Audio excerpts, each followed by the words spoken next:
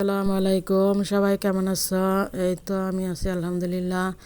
এই যে আজকে বাজারে গেলাম, বাজারে থেকে দেখো সবজি টবজি সব কিছু নিয়ে আসছি। একটা মুরগি আনছি, এখন ছেলে বলতেছে আমাকে রোস্ট করে দাও। এই যে দেখো মুরগিটা দিয়ে আমি এখন নিয়ে কাটবো, পরিষ্কার টরিষ্কার কইরা তারপরে সুন্দর করে রোস্ট বানানোর জন্য রেডি করব। পরে এই তো ফ্রাই প্যানে তেল দিয়ে মুরগির রোস্টগুলি ভেজে নিতেছি। একটু হালকা করে লবণ দিয়ে মেখে নিয়েছি আধা ঘন্টার পরে। তারপরে এই যে এখন একটু ফ্রাই প্যানে সুন্দর করে একটু হালকা করে ভেজে নিব।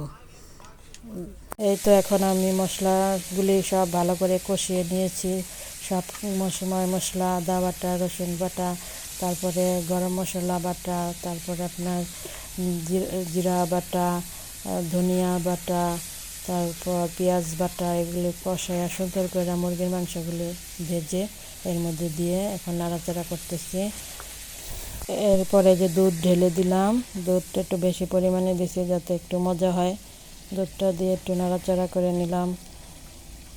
এরপর আমি এই যে ঘি দিয়ে দিলাম বেশি করে, আর বেরেস্তা, কাঁচামরিচ এগুলি দিয়ে এখন একটু নাড়াচাড়া করব। একটু ঘন হয়ে আসলে তারপরে আমরা নামিয়ে ফেলবো, দেখতে থাকুন। এই যে দেখুন আমাদের ফাইনালি রান্না হয়ে গেল চিকেন রোস্ট, অনেক মজার।